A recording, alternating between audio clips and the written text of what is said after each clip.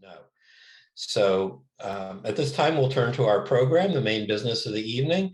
And as I said, we have a wonderful program tonight that's coming to us from in conjunction with the Jews for a Secular Democracy on Jewish Values and Separation of Church and State. And it's a very wide-ranging topic. So we'll let our presenters talk about that and talk about what they do and their roles and what their organization does and what they're fighting for in Florida especially. So at this point, I'm going to introduce Nicole Klein Knight, who is the National Coordinator for Jews for a Secular Democracy. In this role, Nicole assists volunteers and other coordinators throughout the state in becoming organized, empowered, and educated to represent and advocate for their communities. Through grassroots outreach, we can make our secular view heard and share why, as Jews, we value church-state separation. As a second-term state representative in the state of New Hampshire, Nicole has had the honor of being in most leadership caucus roles. While co-founding the Never Again New Hampshire chapter in 2019, she centered her legislation and advocacy within the immigration community, incarcerated community, minors' protective rights, sex worker rights, substance abuse rehabilitation, and the houseless community, among others. Her first year in office, she passed a bipartisan voting rights law for the formerly incarcerated. Looking to the future, she is passionate about increasing mental health infrastructure services and further representing the people's needs for separation of church and state on the ground floor in every state, as well as at the federal level. Before becoming a public servant, Nicole worked as a communications specialist for a Fortune 500 company. In college, she had the privilege of being the Jewish student intern on college campus, where she assisted in Jewish engagement and facilitating events. She's proud to have had her bat mitzvah teacher, who later became her cantor, marry her and her husband in the beautiful woods of New England in October of 2018. So Nicole, welcome. You will be, I guess, the moderator of sorts for this wonderful panel we have. So I will turn it over to you so that you can introduce them and get us rolling with this. Thank you so much, Jeff. And just so everyone knows, this is my first official panel, so that I go easy on me, okay? I'm going to tell you a little bit about who we are, Jews for a Secular Democracy, and what we do and how you can get involved with us. We are a pluralistic initiative, and we don't affiliate with any denomination. We welcome friends and family members who are just people who are concerned about the growing influence of religious fundamentalism on our government policy making. And why a Jewish initiative? And there are many other secular organizations, but we as Jews can bring a special, a different sense and shine different perspectives on religion-state separation and how it affects us as Jewish people. Jews for a Secular Democracy draws on our history as Jews. We advocate for civil society that provides equality for people of all backgrounds and beliefs. And we protect the separation of church and state. We take it very serious. We can read about these challenges in places of our scripture and the Talmud. And we are very good at asking questions. That is a base of our religion. We are truth seekers. And we, our goal, let's go to that. Our goal is to not only educate, but to advocate. So how can we mobilize as a Jewish community in Florida? How can we make ourselves more powerful and our voices be heard and respected at the state and federal level? We need to bring the U.S. back to a place of understanding and protection from discrimination for minority beliefs and minority populations, which we are one of the smallest minority populations in the US at about 2%, is what we make up of the population in the country. So why is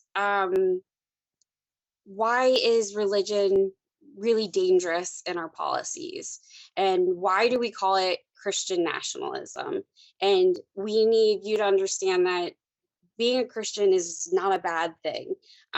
We partner with a lot of Christians. We love Christians. It's the fundamental New Testament sort of law and order that is being pushed and passed into law, that reflects Christianity views. And that is what's dangerous, because in so doing, it discriminates against a lot of us, and it leaves out everybody else's religion. So it's fundamental for us to have a church-state separation. And I'm going to drop a link into the chat so you can join us. We are growing in Florida, and if you've been concerned with what's going on politically in your state and federally, as you probably are here tonight because you are, it would be it would behoove you to join our ranks. And we have some amazing panels coming up, with writing op-eds, ending child marriage, so many good ideas. And we meet once a month with Rick, and I'll let him get into that when it's his turn. But for right now, I'm going to introduce Rabbi Merrill Shapiro, and he's the former national president of Americans United for Separation of Church and State. And he's going to speak about Florida's school vouchers right now, and the reality of your public schools and what challenges you are facing.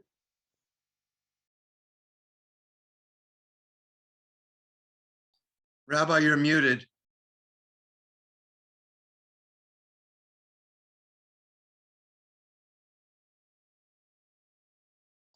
Rabbi Shapiro, you're muted. Yes, no, here we go. Sorry.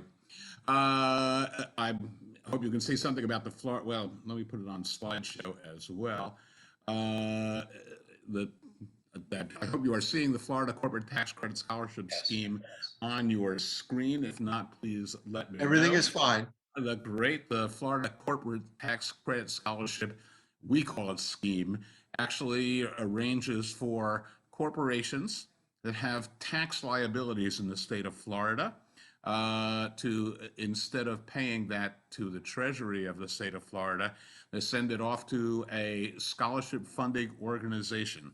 The most commonly and the biggest one in the state is called Step Up for Students. And this Step Up for Students distributes that money to students so that they can go to private schools rather than public schools. 80% of those private schools are religious schools.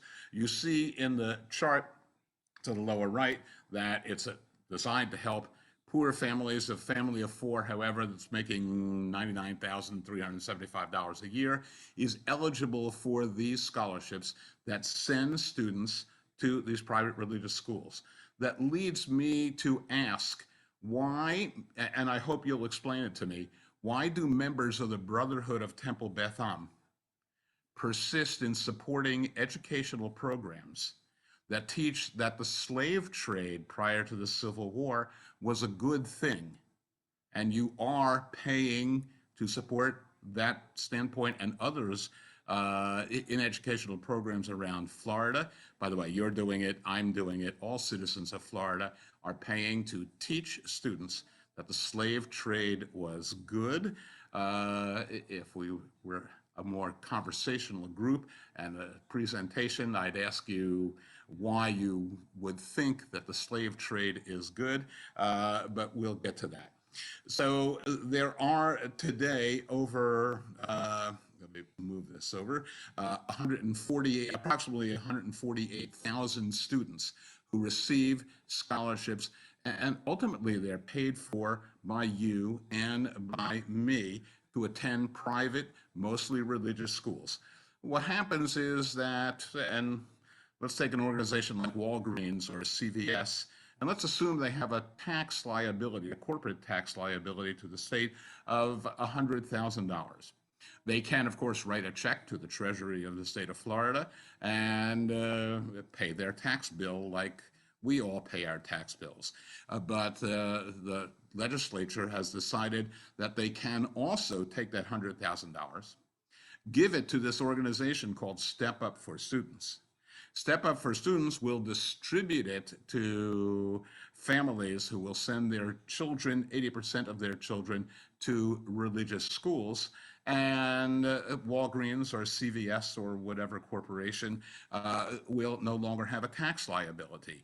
In fact, they're confidential. We believe that they make a donation to Step Up for Students, an Internal Revenue Code 501c3 organization, and take further a deduction for that charitable contribution on their federal taxes.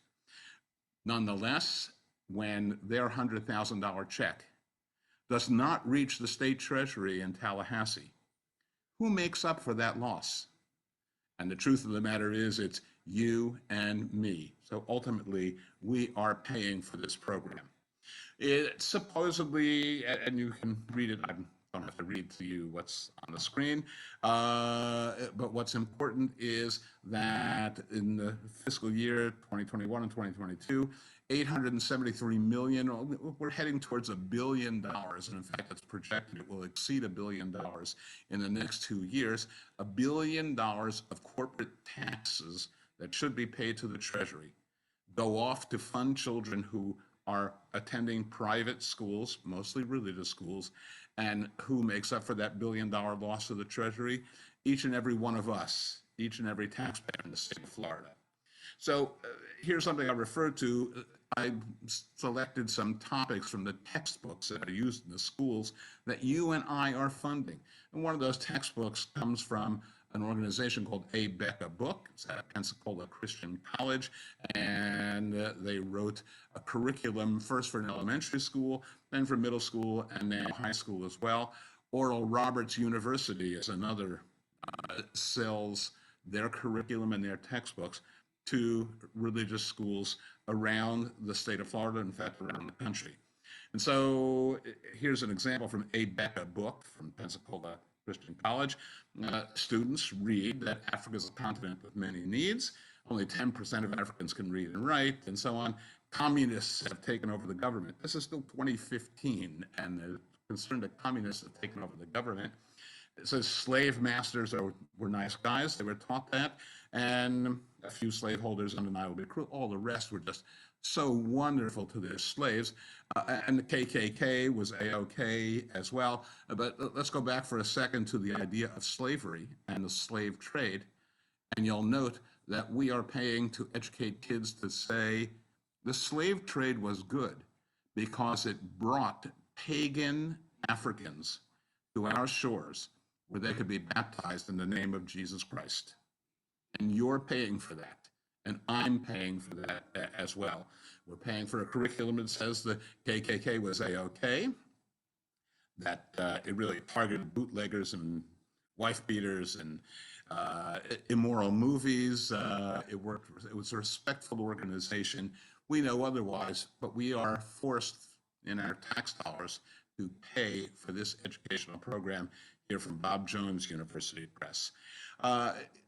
We are also paying to have religious schools teach that when they teach a course in the gospel according to Matthew, when they reach chapter 23, those schools are teaching their students who are in those schools with tuition paid for by us, that Jesus says of the Jews of the time, you are snakes and a brood of vipers.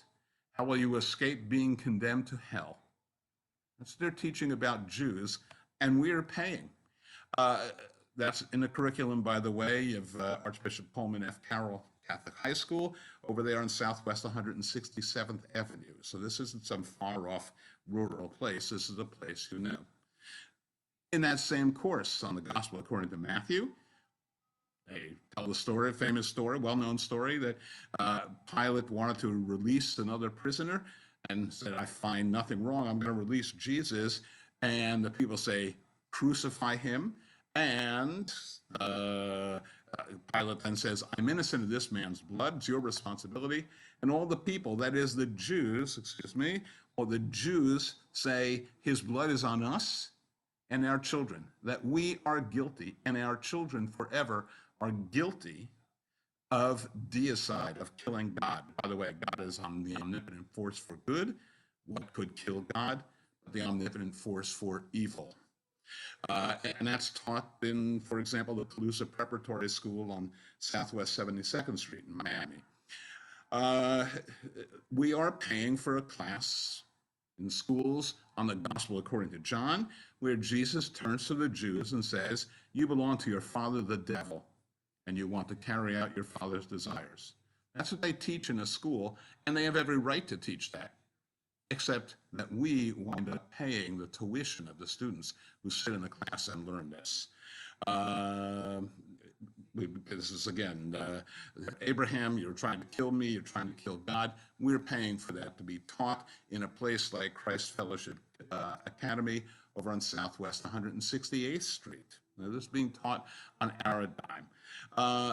There are other, some of these, the curriculum, and you're welcome to determine this for yourself, but the curriculum in some of these teach that dinosaurs and human beings probably hung out. They teach that in science classes that the world is really only 10,000 years old. That God used the Trail of Tears, the relocation of Native Americans. It was good because it brought many Indians to Christ. That the Great Depression wasn't so bad as liberal makes it sound. This was prepared long before the news in the past 24 hours. But the Supreme Court of the United States, they teach, and we pay for it, enslaves fetuses, that the Red Scare isn't over. They teach that abstract algebra, what every high school kid wants to learn anyway, that abstract algebra is too damn complicated. And of course, they teach that gay people have no more claims to special rights than child molesters or rapists. They are free to teach that, but not on my dime, not on your dime. This is okay. The global environmentalists want to destroy the prosperous economies of the world's richest nations, and globalization is a precursor to the rapture. All this is nonsense is being taught, and we are paying for it. I have trouble here moving to the next. This is supposed to be a little higher, but this is, I believe, section, well, I'll get the section for you if you'd like. Here is the statute that authorizes this program, that again, ultimately takes our tax money to pay students, and the legislation notes as well that the state has no right to interfere in what the curriculum is. Just give them the money and let them do and teach whatever they would like. This has something to do with something else. We can skip that. I've taken long enough. So I ask you to explain to me why you, like me, are funding these kind of educational programs. And it's because, of course, that Christian nationalists have inserted into the legislature the desire to make this a country and make this a state in which Christian doctrine rules. Thank you.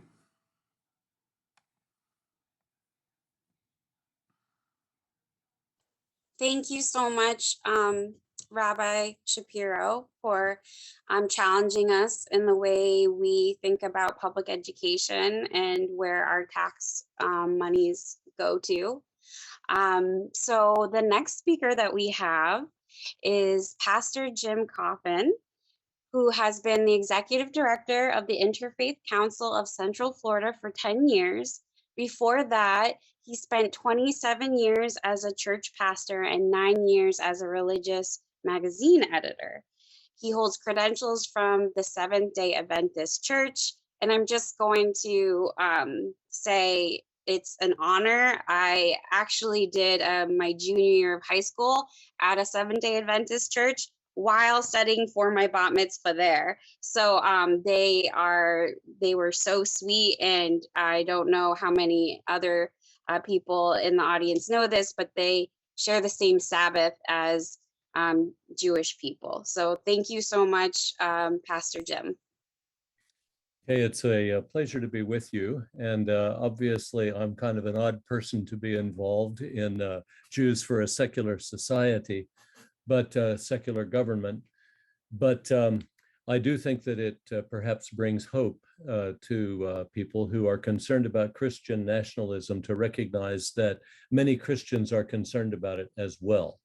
The Christian nationalists are a small group who are intense, who are organized, who have long-term planning, and who are planning to take both openly and by stealth what it is that they want. And so I would like to just share with you a few observations about Christian nationalism. Fortunately, there's an organization that has been formed called Christians Against Christian Nationalism. And the Baptist Commission on Religious Liberty has been very active in helping to get this going. And the manifesto or the statement that Christian nationalism, the Christians Against Christian Nationalism have, says this: Christian nationalism seeks to merge Christian and American identities, distorting both the Christian faith and America's constitutional democracy. And the Christian nationalists demand that Christians be privileged by the state, and they imply that if you're going to be a good American, you must be a good Christian first. And so they have a distortion that is very very disturbing. And it is our belief that people of all faiths and of no faith have the right and the responsibility to engage constructively in the public square. There shouldn't be tiers of first class and second class and third class, etc. Patriotism does not require us to minimize our religious convictions. One's religious affiliation or lack thereof should be irrelevant to one's standing in the civic community. Government shouldn't prefer one religion over another religion or religion over non-religion. Religious instruction is best left to families and to houses of worship, and not government entities such as schools, public schools, etc. And America's historic commitment to religious pluralism enables faith communities to live in civic harmony with one another without sacrificing their theological convictions. And so whether we worship at a church or a mosque or a synagogue or a gurdwara or a temple or out in nature or don't go to worship at all, it should have no impact on our standing with the government and our standing in the civic community in general. One of the deep concerns I have is that Christian nationalism of a kind has already been tried and failed miserably on this continent. And that is that when the Pilgrims came here in 1620, we have a mythology that we talk about, how they came because they wanted religious freedom. But that's not really quite the balanced picture of what happened. There was a group in England who were called separatists. They were fundamentalists. And they had very strong beliefs and in many respects admirable beliefs, but they were persecuted in Britain. And so they chose to go to Holland. In Holland, they had considerable religious freedom. And in fact, they had so much religious freedom and there was such pluralism in Holland that it frightened them. And they said, you know, our children are rubbing shoulders with these children who come from all these different backgrounds, have all these different ideas. And we really need to have an environment to where we can control the total picture, where our children won't be subjected to these varied influences and secular influences. And so they chose to leave Holland. They stopped by England on the way, and the Mayflower came here to the United States. The Pilgrims landed in 1620.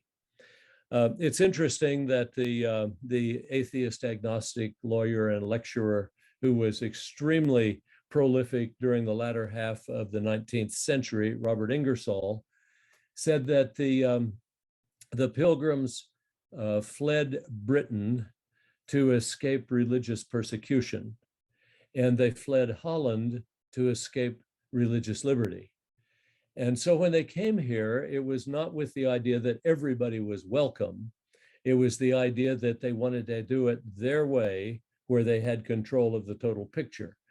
And the picture was not very good. And we only have to look at some of the things like the Salem witch trials to see what happens when the government and the religion become so intertwined that really there's no separation. It may be that it's the government that is the enforcer, but it's the religion that's the ruler.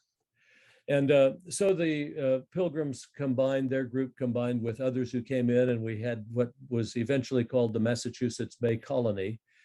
And they were extremely intolerant of anyone who was not part of their group.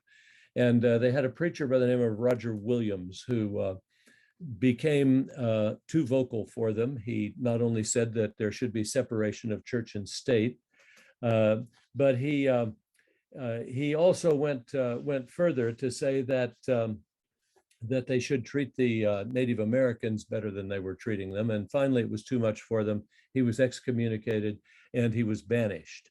So he went to England to see if he could set up a colony where there would be religious freedom.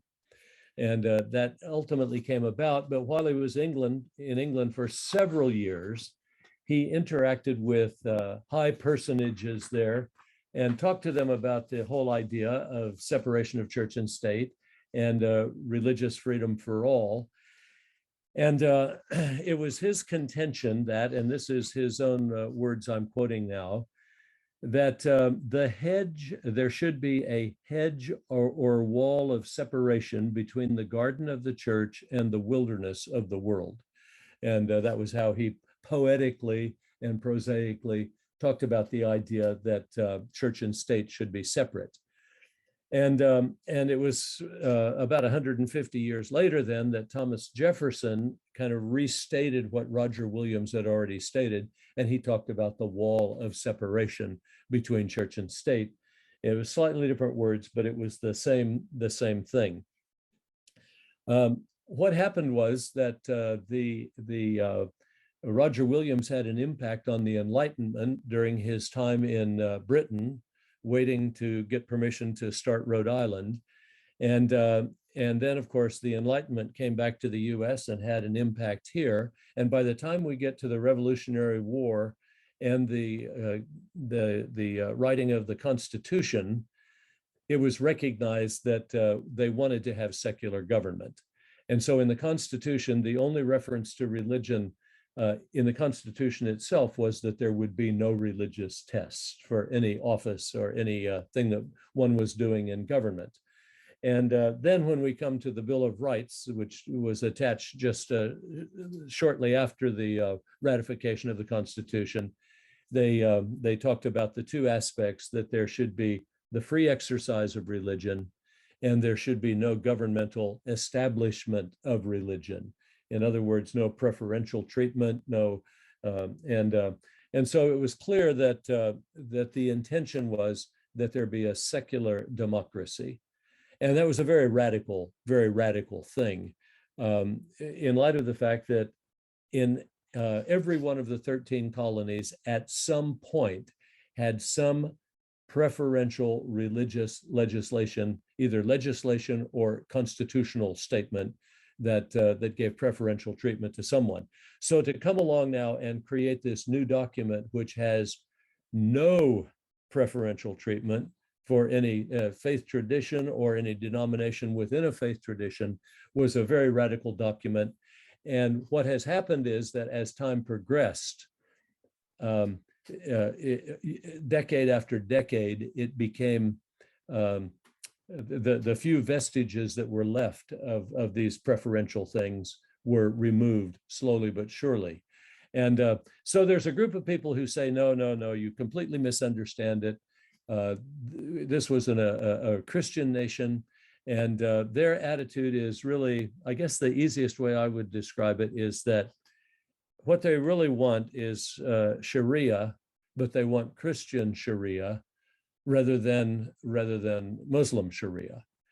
And I really am not interested in Sharia at all, whatever it is, whether it's Christian or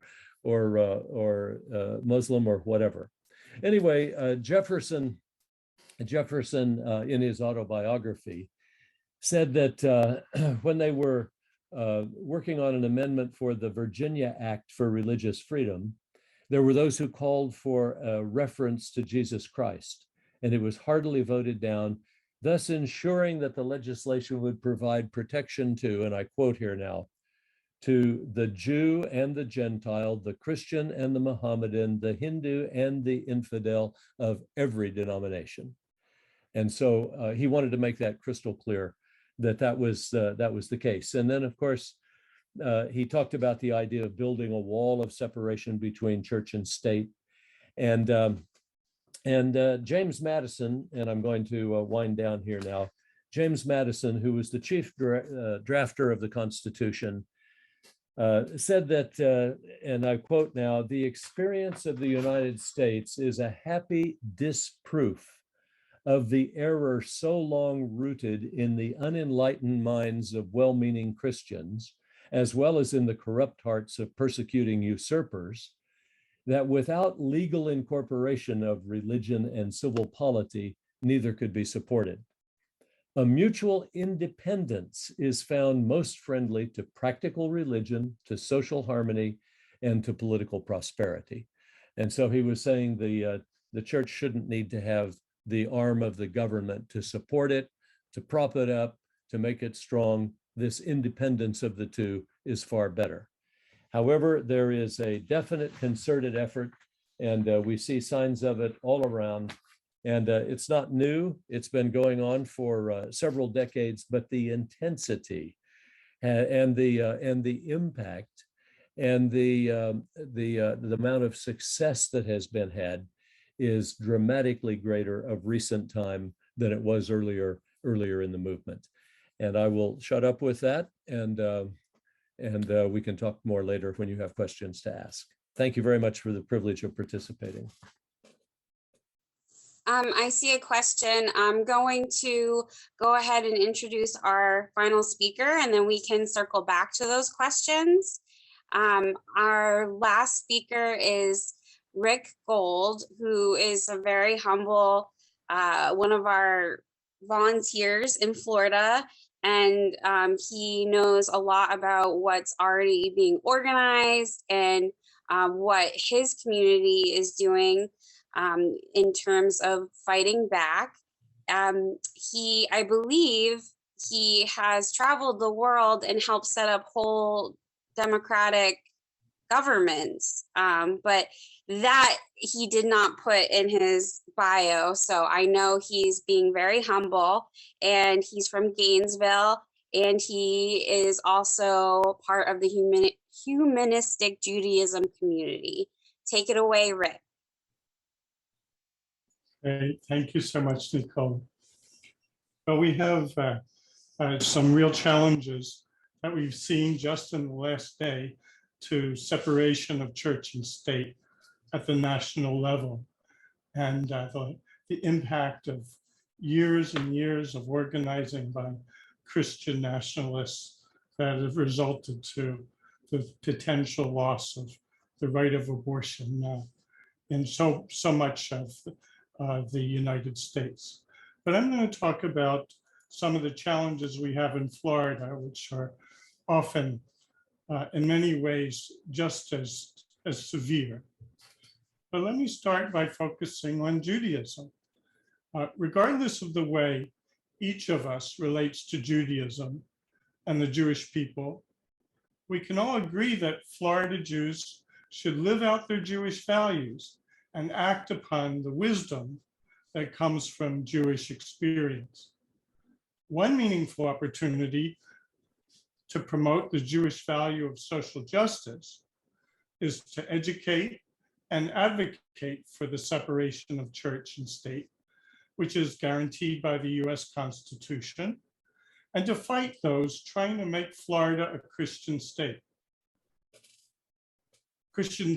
Church-state separation is under threat by the Florida legislature, as shown by many of the horrendous bills passed in the last 2 sessions. These bills include funding vouchers for Christian schools that discriminate against LGBTQ teachers and students, which Rabbi Shapiro talked about. They require public schools to move a step closer to forcing prayer by requiring a moment of silence. They require public school teachers to refrain from mentioning gender and to avoid discussing this country's history of sexism and racism. And parents now have the right to challenge public school books that offend them and to take the schools to court. In addition, legislators have promoted Christian nationalism by passing a racist and partisan electoral map and restricting abortions beyond 15 weeks.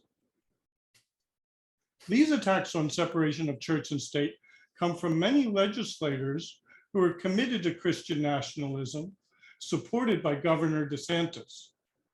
Thankfully, all but one of Florida's Jewish representatives and senators view separation of church and state as a Jewish value.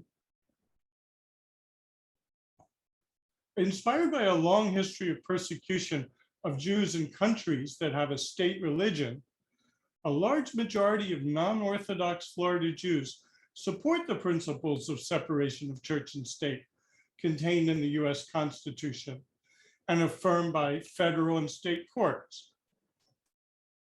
Our national organization, Jews for Secular Democracy, provides a platform for the majority of Florida Jews who are committed to separation of church and state and oppose Christian nationalism.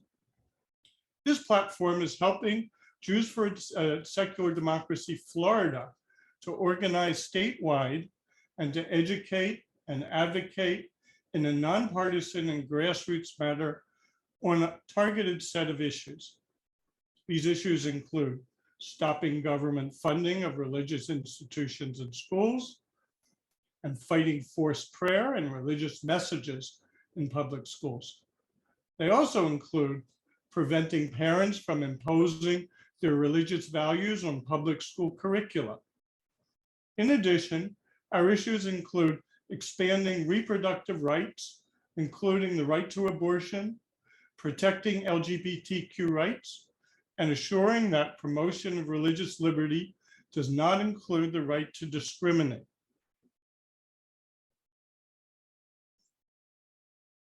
In educating and advocating for separation of church and state and opposing efforts by Christian nationalists to impose their agenda, Jews for Secular Democracy uses Jewish experience, ideals, teachings, and history to ally with like-minded religious and secular groups. Together, we can push back against the most egregious assaults by Christian nationalists on church-state separation. And when I say push back, that doesn't mean that we're going to get everything we want, at this point at least. Over time, we can reverse the damage done and build a strong legislative commitment to separation of church and state. Until elections change the makeup of the legislature, executive, and courts, we must fight negative legislation and take advantage of the few opportunities for progress. Several potentially destructive bills failed to pass during the 2022 legislative session and are likely to be reintroduced in 2023. During the next session, in the health sector, we'll fight a bill that authorizes healthcare providers and insurance companies to deny providing or paying for healthcare services that violate their conscience. We'll fight another bill that forbids regulatory bodies from sanctioning healthcare practitioners who discriminate. We'll also fight a bill that criminalizes the provision of certain healthcare services for transsexual minors. In the wake of the Supreme Court's expected decision to strike down Roe versus Wade, we'll fight any bills that would outlaw or further restrict abortion in the state.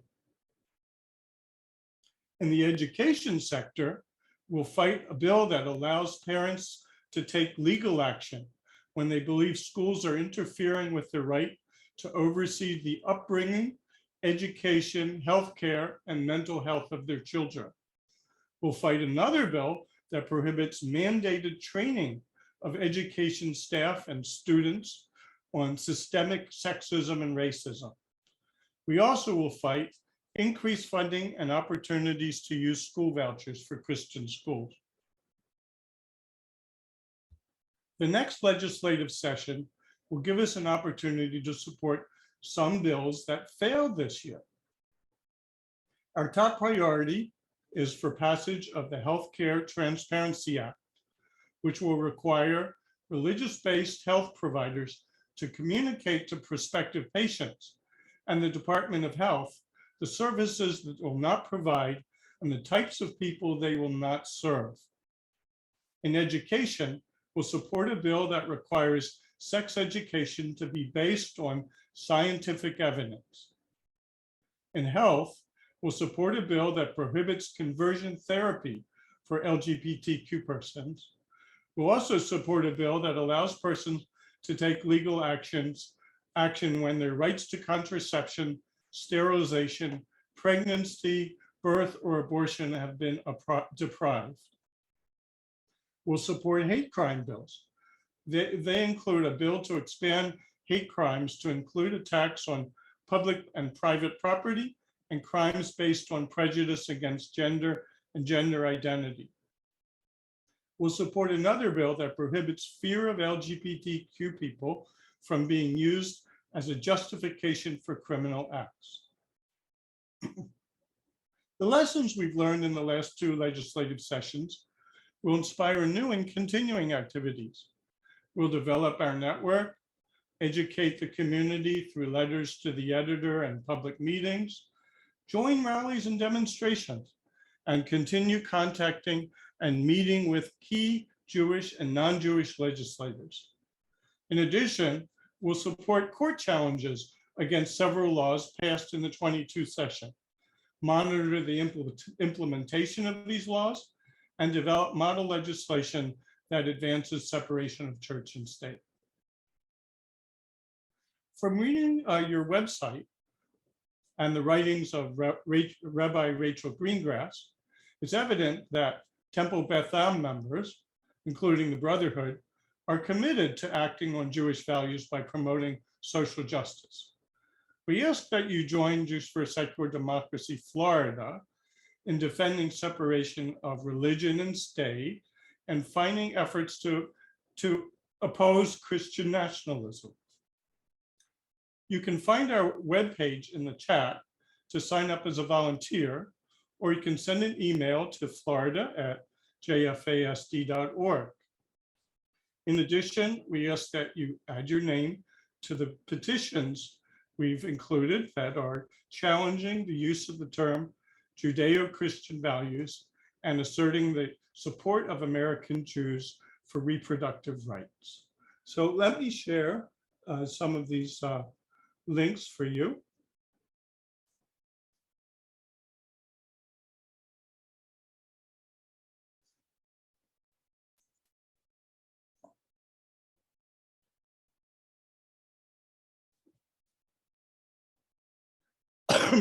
Sorry.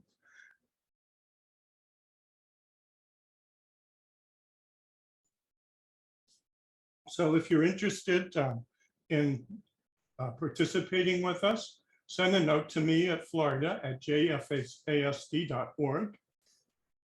And Jews for Secular Democracy nationwide has two petitions that we're asking you to consider participating in and signing.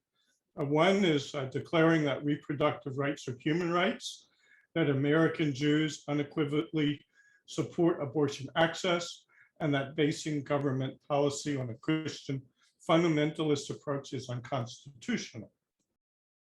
We also are opposing the use by many Christian nationalists and others of referring to the concept of Judeo-Christian values and using that as a means to help bolster their interest in discriminating against people who don't match their beliefs. So take a look at both of those and please consider joining up or participating in any way possible with the type of work that we're doing. Thanks very much. Thank you so much, Rick. And I'm just going to go to the chat real quick. We have some questions. I'm going to start from the bottom. Rick just addressed this question. How do we counteract the current wave of white nationalism locally and nationally? So I dropped a link and Rick showed you some links. You can email him, you can email me. I will put my email in the chat. I will also be sending out a follow-up email on Friday to go over what we just went over in case there's anybody in your community that is interested in joining us that wasn't able to make it today. We will definitely keep in touch.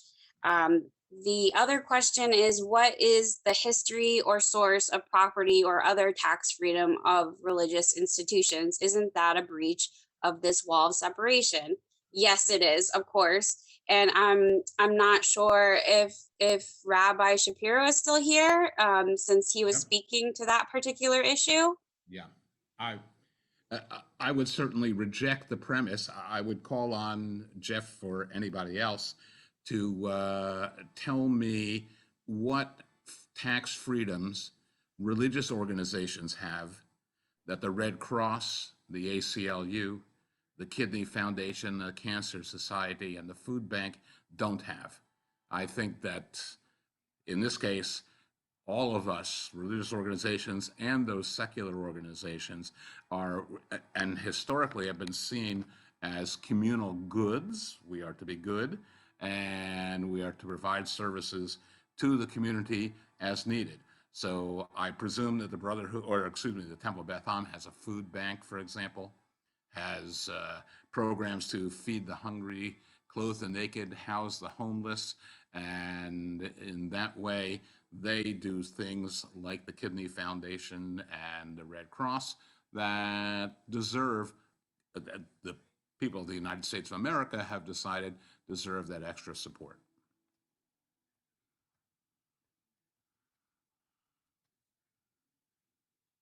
Thank you so much, Rabbi. Could And I just add a comment here?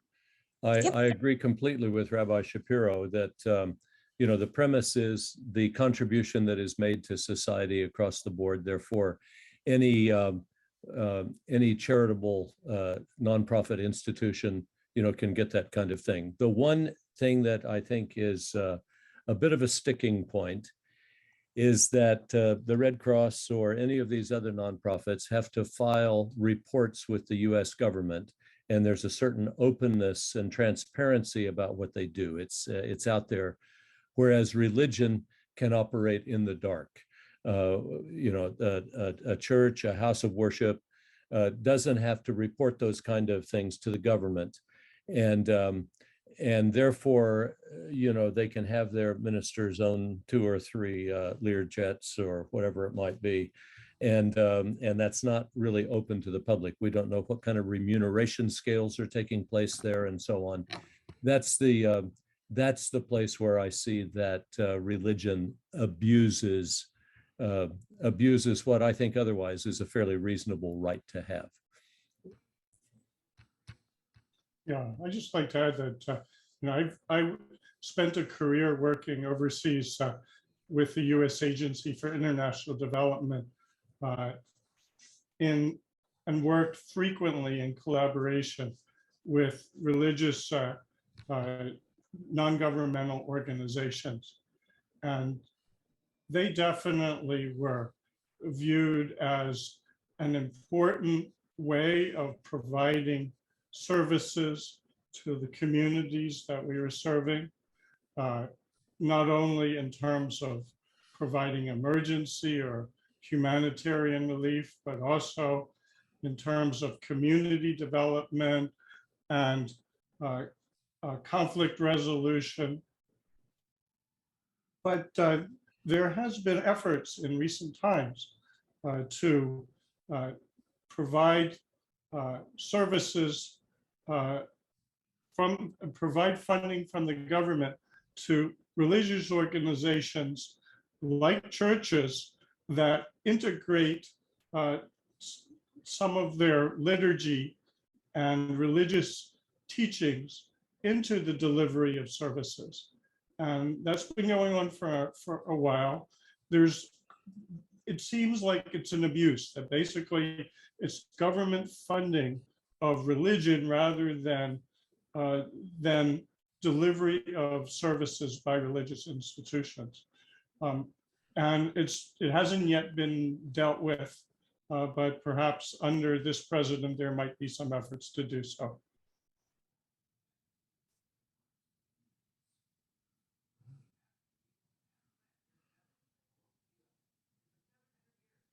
I just got an email from a very nice participant asking how can we sign up for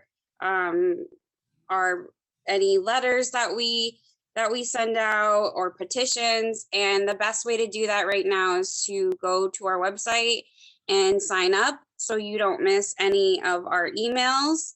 You'll get them instantly. And that is the easiest way. And certainly you can email Jeff or I'm sorry, Rick or I, and Jeff probably knows too. I just saw him sign up, so that's a good sign. But yes, that is how we usually communicate. We will send out a national letter that goes to everybody unless it's specific to Florida or New York. We won't be boggling you down with other states specifically, but when it's national issues, we will be coordinating as Jews all over the country for secular rights.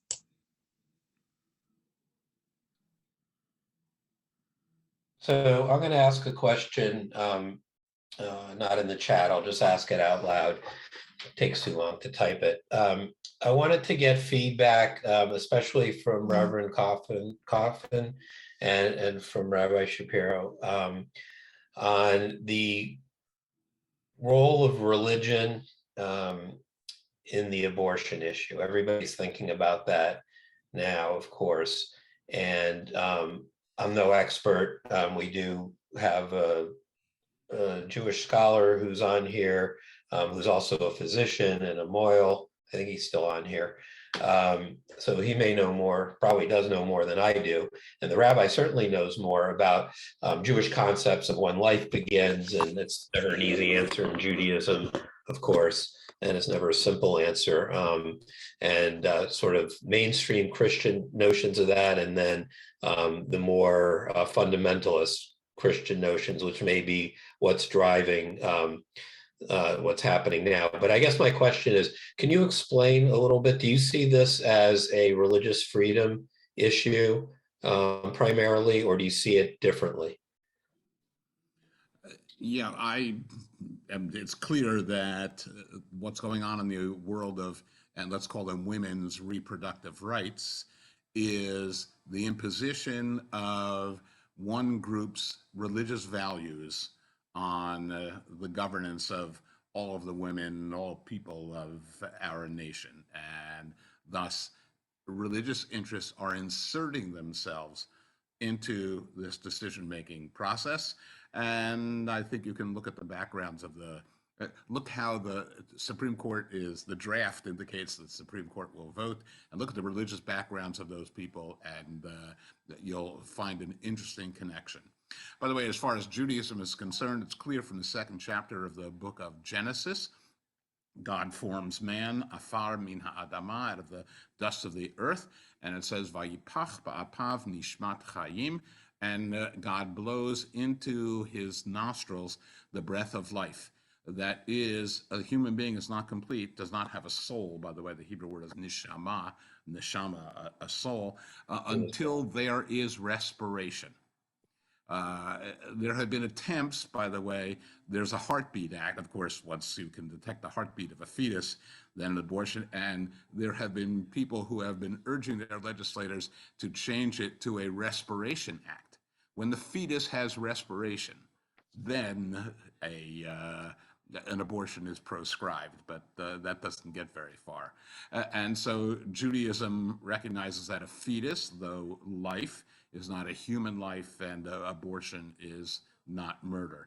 And there's an element of Judaism that recognizes the privacy, and even more so, that a fetus can be perceived as a rodef, that it pursues the life to do harm to the woman, in the case of rape, incest, and other situations, and that's not for anybody else to decide but the woman. Hope that answers your question. I just want to quickly add that it's not just a women's rights issue; it's a healthcare issue. There are a lot of LGBTQ and transgender community that are struggling with the same.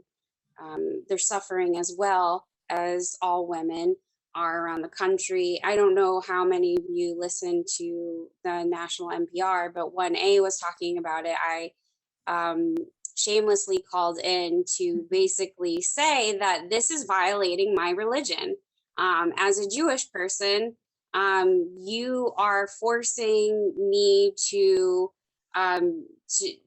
go against my religion, and that's a constitutional violation. So I just wonder why those of us who are Jewish and believe life begins with the breath aren't out there more. And I was in Tallahassee a few months ago for a major march against this bill. And I heard very few people, I heard a few speakers, but very few really put it in terms of a First Amendment separation of church and state or establishment clause issue. It seems like that's such a strong argument, but I don't hear a lot of people making that argument in the public forum. If I could just comment briefly, the religious issue of it, I think, comes in at least two forms. One is that, as Nicole was somewhat alluding to, different faith traditions have religious beliefs or spiritual beliefs concerning how they should react to certain situations when it comes to, the preservation of life or the taking of life,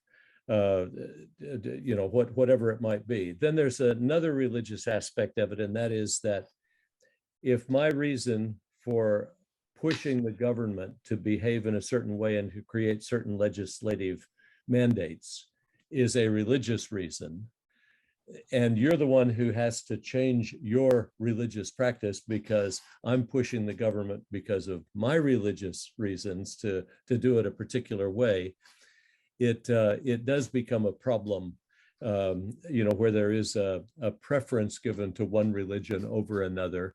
And I see it a little bit the same kind of principle as a hate crime. If somebody commits murder, murder is bad, murder is murder. But there's also a recognition that your motivation for the murder is also something that needs to be factored in. So when I lobby for the government to impose restrictions on society as a whole, that's one thing. But when I'm doing it openly and admittedly because that's my religious conviction that I must impose that on the government, then that adds another wrinkle to the thing. And so I think that it definitely is a religious issue from a number of perspectives, not just a single perspective. And Jeffrey, if I may quickly respond, and let's be realistic here. Certainly in my organization, Americans United for Separation of Church and State, we do a triage. We do not have unlimited funds. Which battles are we going to fight and which are we not? By the way, we chose not to fight for the restoration of the original Pledge of Allegiance to the flag, that is to take out the words "under God." We have chosen not to fight because it's like banging our head against the wall.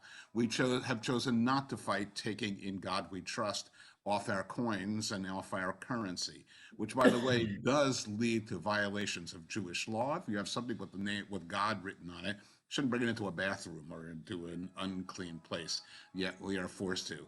And in the case of abortion, when you're up against a juggernaut like the Catholic Church that has almost unending resources. I hate to sound like Archie Bunker, but they can afford to hire Michelangelo to paint their ceiling. They certainly can overwhelm us, and we have so many other battles to fight that we simply choose not to fight that one. That doesn't change the fact that the Catholic Church is wrong about this, and the constant referring to fetuses as babies and abortion takes a life. Well, so does eating a hamburger take a life. They are wrong, but fighting it, we just don't have the resources. this is why it is exceptionally important to pull our resources together, statewide and national-wide. We do not live in a vacuum. As a state representative in New Hampshire, I can guarantee you today we are in the minority, and we lost every single abortion bill today. And they're the same exact bills because they're coming from the same big money that Rabbi Merrill is mentioning. And they're handing this language over to all state representatives that have Christian national agendas. And to answer the question from the chat, is this breadth of life standard different than the viability standard of Roe v. Wade?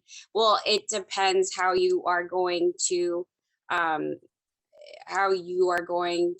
describe viability or the definition there. But yes, they are, Christian nationalists, and right now there's an agenda involved to have viability mean a heartbeat, a fetal heartbeat, where breath of life means, to us at least, taking a breath. So you coming out and experiencing the world for the first time. So they in this case, they are complete different. I would note that the viability standard, of course, changes as we get one fetus that survives at 20 weeks, 19 weeks, 18 weeks, some ridiculously number. And that's called, so therefore, our opponents generalize from a sample of one. And generalizing from a sample of one is just not a way to proceed. Rick? It looks like Jeffrey Rosenberg has a question. Oh, I wanted to comment about this in general. So before we go to Jeff Rosenberg, Jews thrived in an environment with separation of church and state, as have minority religions like the Seventh-day Adventists. And we don't, as Jews, we don't necessarily want to impose our beliefs on government. We're not saying, well, because in the teachings of Judaism that there's no reason to save a fetus until it's born. We don't want to say that. There's differences within the Jewish community about it. And there are as many Jews as there are, people in the world. Jews in the world, everybody has a different perspective. And we take various approaches to the halacha. Some of us are quite observant. Some of us are less so. Some of us interpret things in a certain way. Some of us interpret it in other ways. But what we want to do is we want to be able to have a government that allows us to believe and to act according to our principles as we interpret them.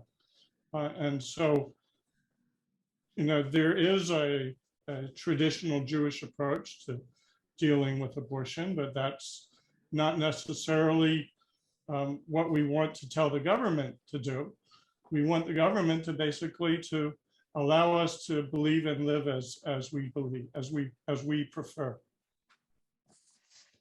Thank you, Rick. And just for time's sake, Jeffrey is going to be our last question of this evening, but I think we've had some really healthy conversations about all this. Again, don't hesitate to email any one of us. Jeff, go for it.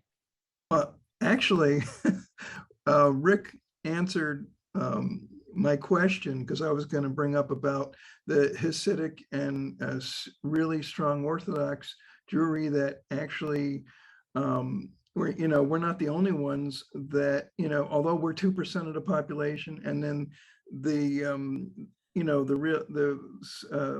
Orthodox are even smaller minority, but they in many cases will support a lot of the Christian nationalism.